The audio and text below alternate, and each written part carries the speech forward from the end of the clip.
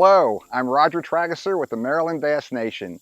Colleagues and I frequently work with the Maryland Department of Natural Resources to promote resource conservation. Anglers can have a huge impact on the ecosystem and environment, and it's our job to make sure that impact is a positive one. The decisions we all make are crucial for conservation. Please join us in observing best practices and help ensure years of future enjoyment.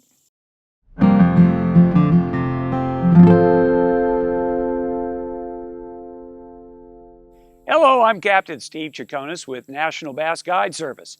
Catching a fish can take time and effort for both you and the fish. Try to avoid wearing the fish out by bringing it in too slowly. Playing the fish will wear it out and further stress it. Once caught, handle the fish as little as possible and only do so with wet hands. This helps preserve the fish's slime coat, the layer of mucus on its skin which protects it from parasites and infection.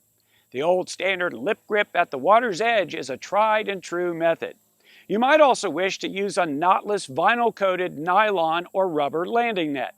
Older style hard-knotted nylon nets can remove the slime coat. When fishing from a boat, I avoid dropping the fish onto the deck or carpet by holding smaller fish vertically by gripping the lower lip. I support larger fish under the belly with my other hand. Remove the hook as quickly as possible.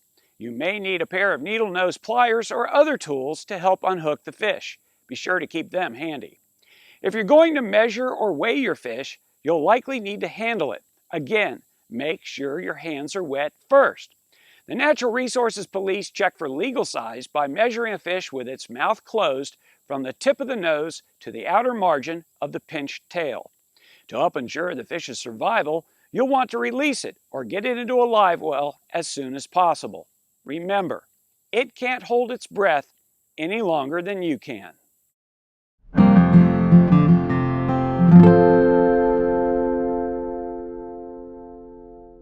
Hello, I'm Gene Gilliland with BASS. Anglers with boats can use a live well as a first aid station, a specifically equipped environment where fish can recover from stress of being caught and handled. Maintaining adequate levels of dissolved oxygen and comfortable temperatures is absolutely essential. If kept incorrectly, fish are likely to die. You can maintain oxygen levels by bringing in fresh water or through the use of the aeration system. Each system is different. Make sure you thoroughly understand how yours works. When water temperatures are less than 65 degrees, pumping in fresh water at regular intervals will usually keep the water well oxygenated and flush out waste products. The warmer the water, the more often you need to be pumping in fresh water. When water temps are 65 to 75 degrees, fish require a bit more care. At warmer temperatures, fish will use oxygen faster than the system can replenish it. Don't rely on your timer. Pump in fresh water regularly and run the recirculating aeration system full time on manual to maximize oxygen levels. When water temperatures are over 75 degrees, I strongly recommend continuous recirculation, periodic water exchange, and temperature control. Many of our tournament anglers fill the live well early. They don't pump in hot surface water during the day except when exchanging water. If you're not fishing in a tournament and you want to use your live well as a first aid station, then I recommend filling your live well early in the day as well and using ice to help maintain water temperatures that are helpful for the fish. One of the things I found is that it takes about a half gallon or 4 pounds of ice to chill a 15-gallon live well. Block ice or water frozen in half-gallon milk containers or 2-liter soft drinks bottles works well. Over-chilling can be a problem too. Keep the live well temperatures 5 to 7 degrees cooler than the water the fish came from. A finger test of the water is good, but a thermometer is better. Remember, all systems are different. You'll need to experiment with yours to find just the right amount. And don't forget to keep extra ice on board for the times when you exchange the water.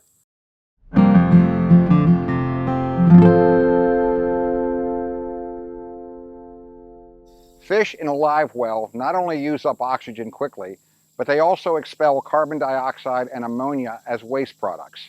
In hot weather, aeration from continuous recirculation isn't enough to remove the waste, especially when there are several fish in the well. Periodically exchanging water will replenish oxygen, get rid of waste, and help keep water temperatures from getting too warm. We recommend replacing about 1/2 the volume of the live well a couple of times during the day. If the live well pumps stop working, you can always bucket in fresh water every 30 minutes or so.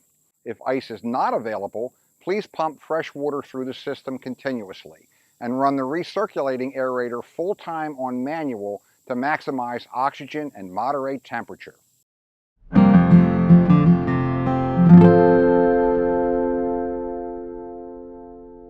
I'm Joe Love with the Maryland Department of Natural Resources. Many anglers ask us about the use of chemical additives to a live well to heal or lessen the effects from hooking injuries or wounds.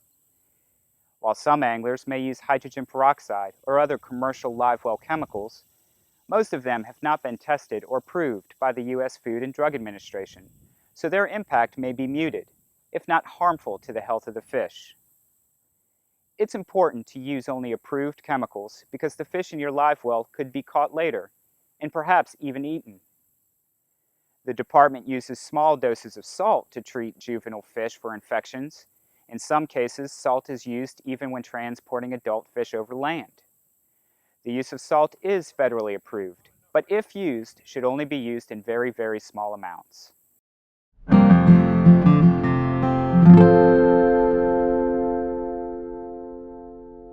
Culling is a common practice in tournaments. Anglers who've already caught their limit may want to try and catch a larger fish and then exchange it for a smaller one already in possession.